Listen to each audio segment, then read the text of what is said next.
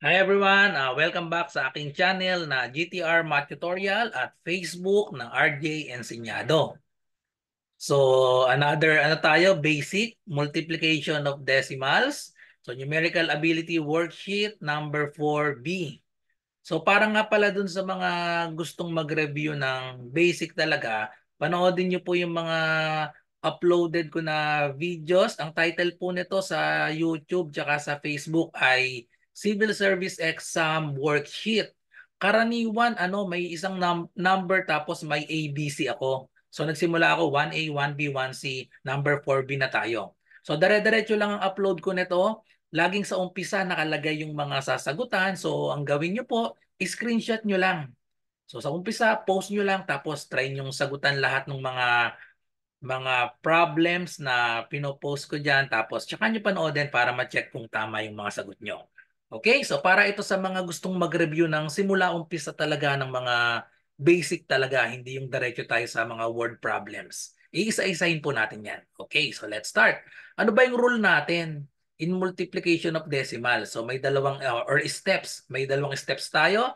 Number one, multiply the numbers like whole numbers. Okay, so itong mga 5 numbers natin, i-multiply lang parang whole numbers lang.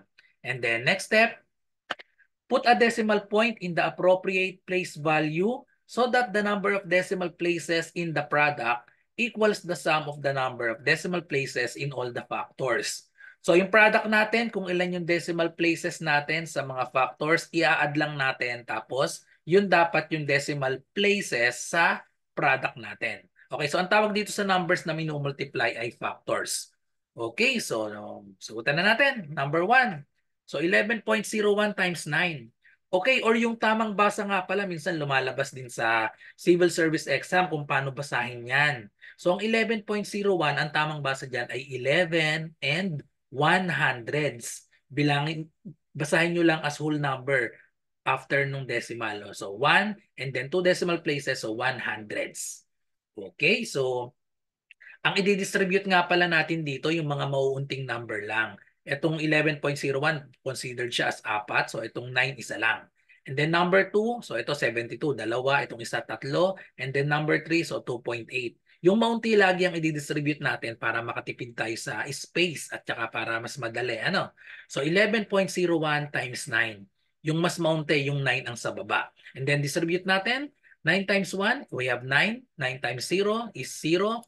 9 times 1, that is 9. And then 9 times 1, another 9. Bilangin ng decimal places, sa taas ay 1, 2. Yung 9 wala naman. So bilang tayo ng 2, pabalik dito sa 9909. Balik ng dalawa, dito ilalagay sa pagitan ng 9 at 0. Therefore, the correct answer is 99.09. Okay, so ganun lang kasimple, parang whole number lang. So next, so we have 5.65 or 5 and 65 hundredths multiplied by 72.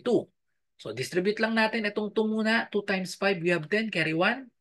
2 times 6 is 12 plus 1, so 13, carry 1 ulit. And then 2 times 5 is 10 plus 1, we have 11. And then ito namang distribute naman natin itong 7. 7 times 5, we have 35, carry yung 3. Ilagay dito, itapat dito sa pangalawang digit. So 7 times 6 is 42 plus 3, we have 45, carry 4. 7 times 5 is 35 plus 4, so we have 39. Then add lang natin, bring down 0, 3 plus 5, that is equal to 8. 1 plus 5 is 6, 1 plus 9 is 10, carry 1, 1 plus 3 is 4.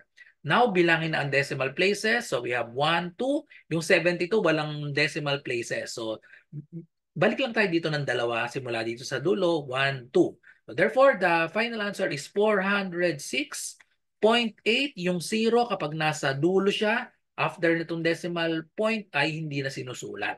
406 and 8 tenths. So next number, 10.75 times 2.8 or 10 and 75 hundredths times 2 and 8 tenths. So kailangan masanay tayo na yun ang basa para pag lumabas sa civil service exam, so hindi tayo malilito. Okay, so distribute lang natin itong 8. 8 times 5, that is equal to 40, carry 4. 8 times 7 is 56 plus 4, that is 60. Kapag 0 yung sinundan, pwede na natin isulat dito yan. 60, diretso na. And then, kasi magiging carry 6 dito, tapos 8 times 0 is 0 plus 6. So, shortcut, idiretso na natin para mabilis. 8 times 1, so that's equal to 8. And then next, ito namang 2 ang i-distribute natin. 2 times 5, that is 10, carry 1. Dito ilalagay sa pangalawa. 2 times 7 is 14 plus 1, 15. Lagay na natin yung 15 dahil 0 yung kasunod. And then we have 2 times 1, we have 2. Add lang natin, bring down 0. 0 plus 0 is 0. 6 plus 5 is 11, carry 1. 1 plus 8 plus 1, that is 10, carry 1. And then 1 plus 2 is 3. Now, bilangin na ang decimal places natin. Dito sa 10.75, may dalawa. Dito sa baba, may isa, 2.8. So, kailangan tatlo dito sa product natin. So, 1, 2, 3. Final answer is 30.1. No need to write itong dalawang 0 dahil nasa right side siya after nung decimal point. So, 30.1 na yung answer. Okay, so last set, dalawa na lang. So 3.743 or 3 and 743 thousandths times 42 hundredths. So itong maunti, itong 0.42 ang ilagay natin sa baba or yan ang i-distribute natin. So times 0.42. Distribute lang natin itong 2. 2 times 3 is 6. 2 times 4 is 8.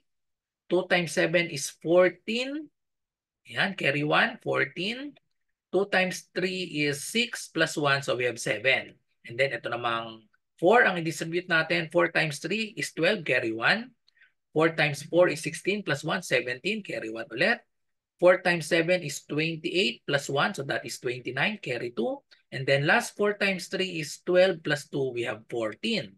Then add lang natin, bring down 6.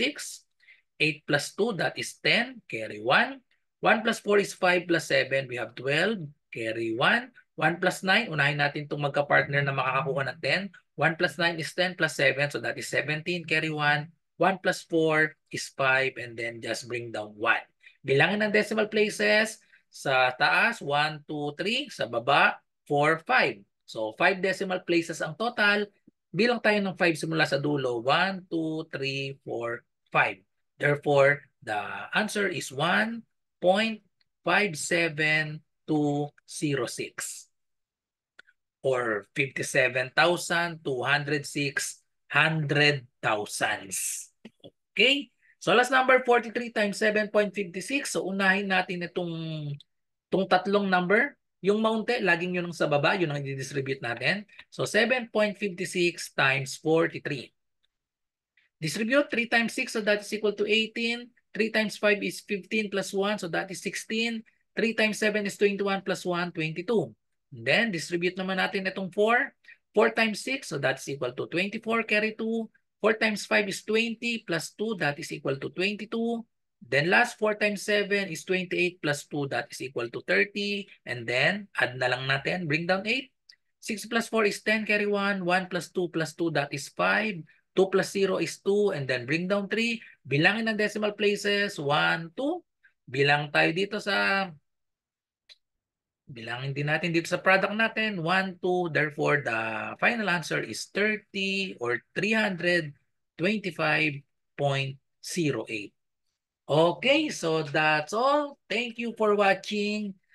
So sana ay nagustuhan niyo yung explanation natin. So again, sa mga naghahanap ng mga worksheet para sa civil service exam ng mga basic ay balikan nyo lang po yung mga upload ko. So kung bago pa lang kayo sa akin channel ay huwag kakalimutang mag-subscribe sa YouTube, GTR Math Tutorial, at sa Facebook naman, paki-follow nyo lang ako, RJ Enseñado, para updated kayo sa mga susunod pang mga videos na i-upload ko. So good luck po sa lahat na nagre-review. Bye-bye and God bless.